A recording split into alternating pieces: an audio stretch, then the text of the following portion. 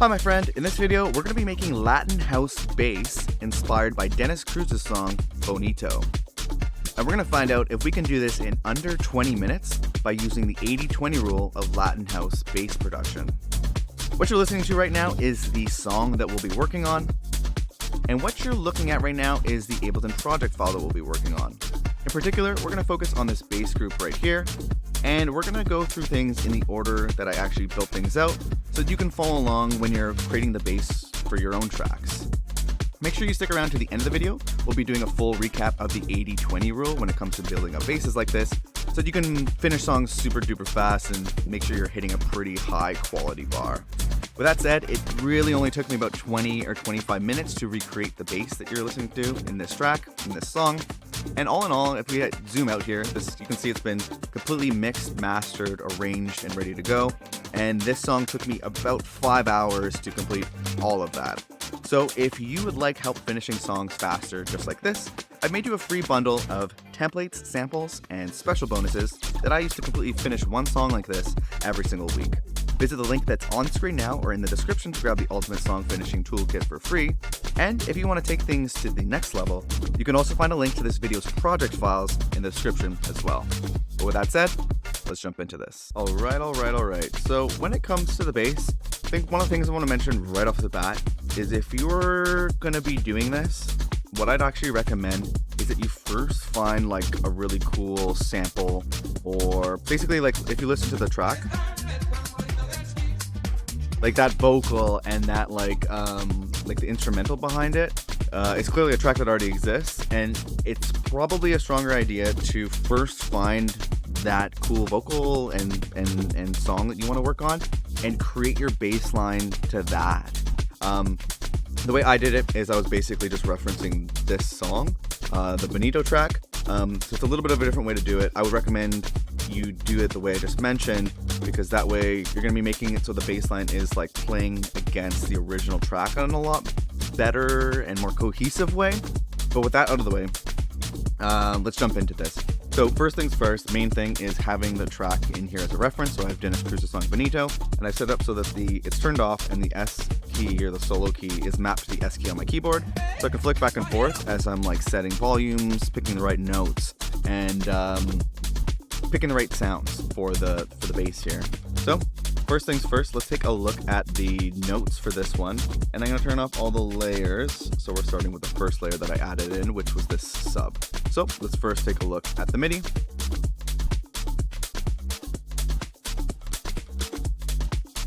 And listen back to the original.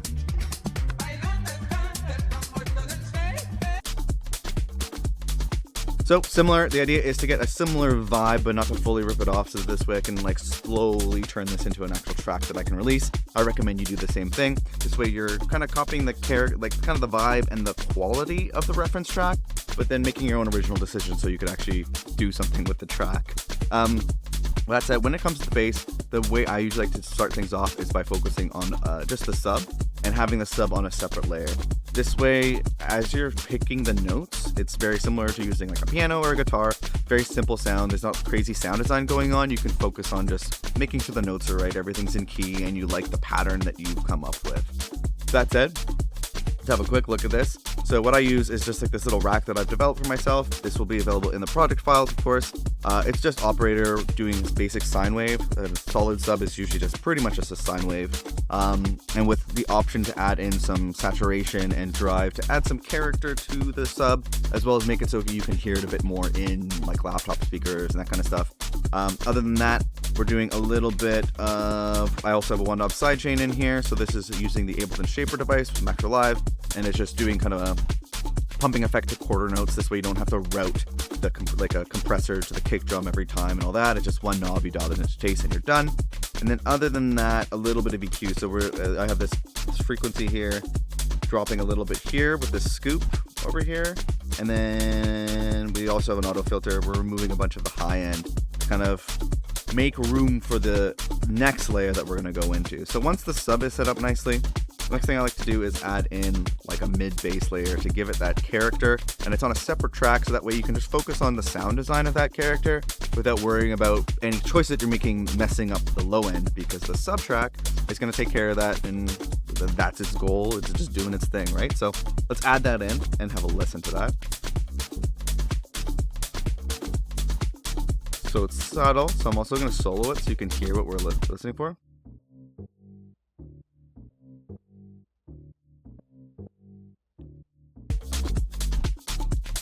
So what I went for here for this sound is an upright bass sound, but before we get into that, I should have mentioned the notes. So as you can see here, there's no MIDI here. So what I like to do is I have the sub track here playing the actual MIDI notes. And then on the additional mid bass layer, what I do is over here, this is normally set to all ends. When it's set to all ends, it's gonna look for the MIDI and play the MIDI notes on that track. If you then instead change it to say subs like I have, that means the MIDI here is gonna be automatically routed into this track. This way, if you make any changes throughout like the production of your song, you change up the bass line or anything like that, you're not having to copy and paste it over multiple tracks and that kind of messy, annoying stuff.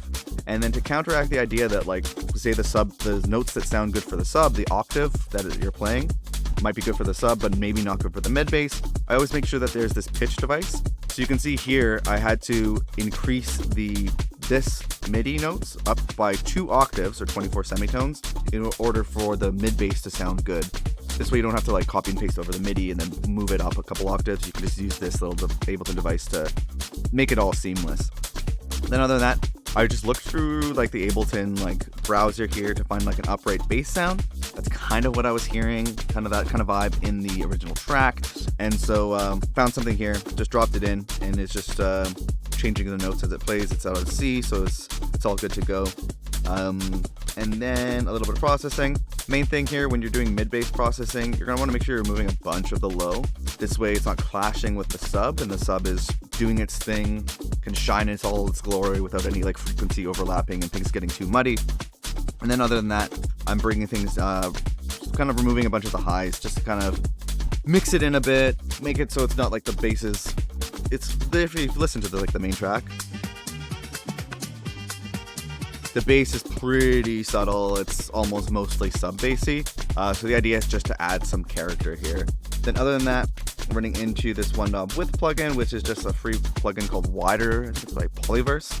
And then I've just mapped like the main knobs here so that I can just add a little bit of width with one knob instead of having to open up the plugin and any of that stuff. I can just quickly adjust it, mostly using ears instead of eyes, which is nice.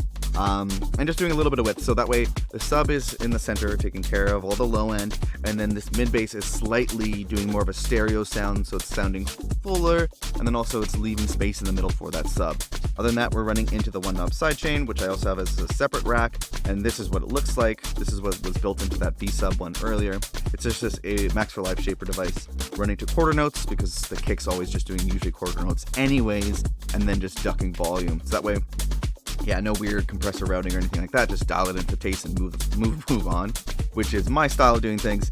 And then the same thing, we have Ableton Saturator here, bringing in some saturation to kind of add additional frequency, so it's kind of filling out the sound, and also saturation can help add some vibe and character, in my opinion, as well. Other than that, main thing is volume, so just dialing it into taste and also kind of flicking back and forth, kind of trying to listen to that mid-bass top end of that track. With that said, there's this one additional thing. I'm not sure 100% why I added this to the bass group, but let's have a look and listen to what this is. Bring up the volume, or even solo for a second. Actually, it's pretty cool. So let's listen to it with the mid-bass layer.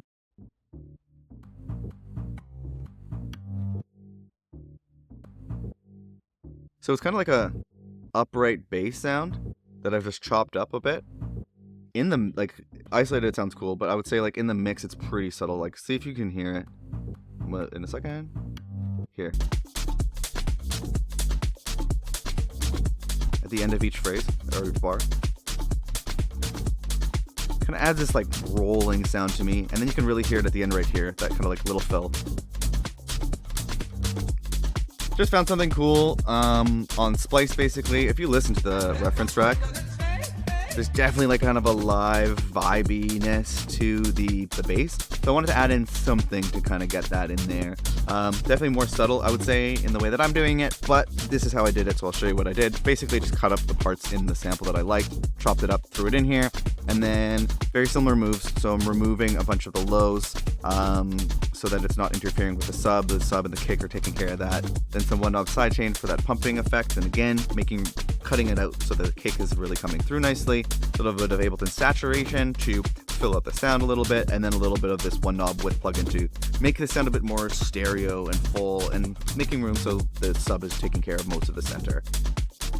So that, I would say, is a pretty solid look at the bass for this one. What we're going to do next is we'll do a nice recap of the 80-20 rule so that you have a good idea of how to work through this super fast and what the main things that you're going to want to focus on when you're taking what you've learned here and applying it to your own song so you can finish songs super fast. So with that said, I do want to take a quick moment before we jump into that to let you know that this video has been sponsored by our good friends over at Rocket Powered Sounds. In this particular project file, the kick that we used, some of the snares, and I believe the hi-hat or the shaker or something like that was from one of their really sweet sample packs called the Ultimate Sample Pack. And what that is a massive sample pack that's filled with over 1,000 usable iconic sounds. And as a special bonus, you can get 30% off of that Ultimate Sample Pack. Just visit the link that's on screen now or in the description. And also be sure to use the coupon code ULTIMATEBESTFRIENDS to make sure you get that 30% off. So thanks again to Rocket Powered Sounds for hooking up our community here. And with that said, let's now jump into the 80-20 rule when it comes to bass production. Hi, my friend. Matt from Best Friends Club here. And if you've been paying attention, then you probably have already figured out what the 80-20 rule is when it comes to building out your basses. So the goal here is to get 80% of the result with only 20% of the time, energy, or effort. And because the first key to the 80-20 rule of bass is to use a reference track, we're making sure that we're very easily hitting 80% of a very professional sounding track. In particular, we focus on nailing the notes that our bass is playing, the sound design of our bass, as well as the volume of our bass track compared to that reference track. This just keeps things fast and super focused. The second key of the 80-20 rule here is to layer your basses so that you have the maximum amount of control over your bass's melody, low end, and the character or vibe. The third and final key is to repurpose your old projects by adding old project files, racks, and entire groups to your Ableton collection folder. By creating a suite of powerful templates, Ableton racks, and one knob effects that you've personalized and curated over time, it's going to make sure that you get a higher quality result faster. If you'd like to get a head start by downloading all the racks, templates, and all the files that you've seen me use in the Ableton project file for this video, or if you'd just like to take a closer look at any of the techniques or tracks you saw me work on in this video at your own pace, you can find a link to this video's project files on screen now and at the second link that's in the YouTube description. I'm recreating a different song from the Beatport top charts every single week and making the project files available to anyone who wants them. You'll also get access to a private Discord where you can ask me and the community questions, as well as share tracks for feedback. If you or your music are not quite ready for a shot in the arm like that, I've also made you a completely free bundle of templates, samples, and special bonuses that have helped me figure out how to completely finish one new song each and every single week. And you can grab that free Ultimate Song Finishing Toolkit by visiting the first link that's in the YouTube description here. However, if you just feel like staying on YouTube for now, that's totally fine. Save that link for later and check out this playlist of videos where I remake basses from other songs from the Beatport top charts. Or if you want to take what you learned in this video to the next level, definitely check out this video right here.